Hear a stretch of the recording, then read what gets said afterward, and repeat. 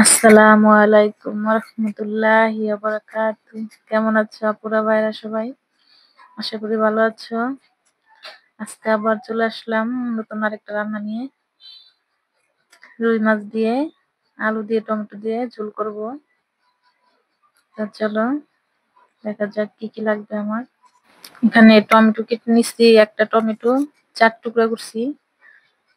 দেখো এইভাবে, আর আলুগুলো এরকম বেশি চিকনও না বেশি মোটাও না, এভাবে কেটে নিচ্ছি। পেঁয়াজ কুচি, কাঁচামরিচ কাটা আর আদা রসুন বাটা এখানে নিয়ে নিলাম। দেখো পুরা কাঁচামরিচ এগুলাতে হবে। আর তোমরা ঝাল আরো বেশি খাইতে চাইলে আরো বেশি দিবা। আর লাগবে আমার রুই মাছ। এই যে মাছগুলো সুন্দর করে ধুয়ে নিচ্ছি আপুরা। তা আমি মাছ আজকে ভেজে দিব না, তাজা মাছ এভাবে রান্না করব কষিয়ে। চলো দেখা যাক। প্রথমে চুলাতে একটা কড়াই বসিয়ে দিলাম, দিয়ে দিব রান্না করার তেল। তেলটা গরম হয়ে আসলে পেঁয়াজ কুচি দিয়ে দিব। বিসমিল্লাহির রহমানির রহিম। আপুরা পেঁয়াজ কুচি দিয়ে দিলাম, পেঁয়াজটা আমার ভাজা হয়ে গেছে। এর মাঝে আমি আদা রসুন বাটা দিয়ে দিব। দিয়ে দিলাম, দিয়ে দিব একটু পানি মশলাটা কষানোর জন্য। এবার দিয়ে দিব হলুদ, লবণ, মরিচের ফাঁকি, ধনিয়ার ফাঁকি। প্রথমে লবণ দিচ্ছি আপুরা, লবণ, হলুদ, মরিচ, ধনিয়া দিলাম। এখন ভালো করে মশলাটা কষিয়ে নিব একটু সময় নিয়ে। কষানো হয়ে গেছে, এখন আমি মাছগুলো এই কষানোর মধ্যে দিয়ে দিব।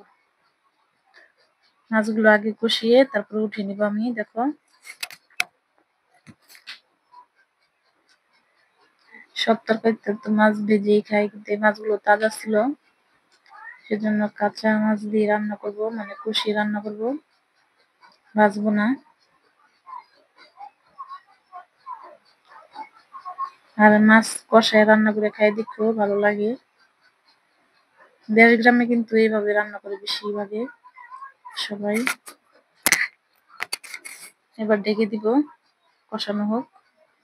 এই দেখো পুরা 5 মিনিট পরে মাছগুলো ভালো করে কষাই নিলাম। এখন মাছগুলোকে আমি উঠিয়ে নিব।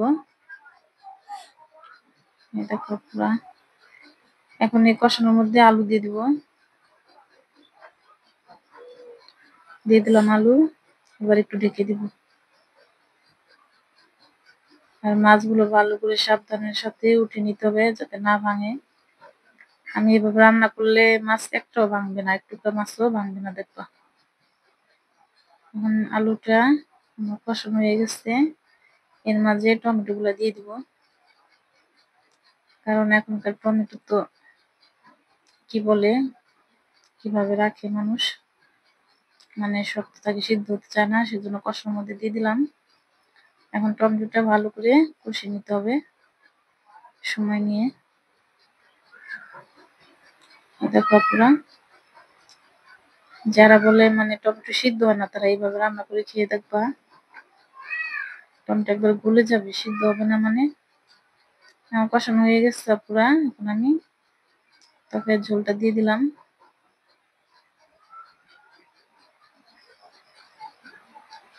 এই দেখো আর একটু ঝোল দিব।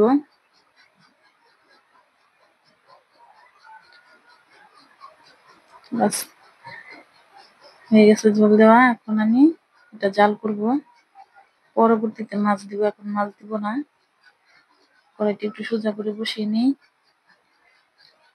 যেহেতু লার্কি চুলা অনেক আগুন, সেজন্য ঝোলটা একটু বেশি দিলাম। ঝোলটা দেখবা কতক্ষণ পরে শুকিয়ে যাবে, কমে যাবে ঝোলটা। এই দেখো পুরো তরকারিটা বলক চলে আসছে, মমসিং যেটা বলে পাগর পাগর উঠছে। এখন আমি মাছগুলো ঢেলে দিব আপুরা। দেখো আমার মাছগুলো কিন্তু একটাও ভাঙে নাই, একটা টুকরা মাছও ভাঙে নাই, দেখছো আস্তে আস্তে রয়েছে। আর কাঁচামরিচ কেটে রাখছিলাম, কাঁচামরিচ গুলাও দিয়ে দিলাম। এখন আপুরা আবার ঢেকে দিব। আর মাছ কষায় রান্না করলে কিন্তু বেশি লাড়াচাড়া দিতে যাবে না, তাহলে এই মাছগুলো ভেঙে যাবে। এই দেখো আপুরা, আমি 5 মিনিট পরে আবার একটু ঢাকনাটা সরিয়ে নাড়া দিয়ে দিব। টমেটো গুলো কিন্তু সিদ্ধ হয়ে গেছে, আলু টমেটো সিদ্ধ হয়ে গেছে। তবে কালারটা যা হয়েছে দেখো। আবার 5 মিনিট পরে দেখো পুরা তরকারি ঝোল শুকিয়ে গেছে। এই যে আমি এতটুকু ঝোল রাখবো আর টানাবো না, তরকারিটা নামিয়ে নিলাম।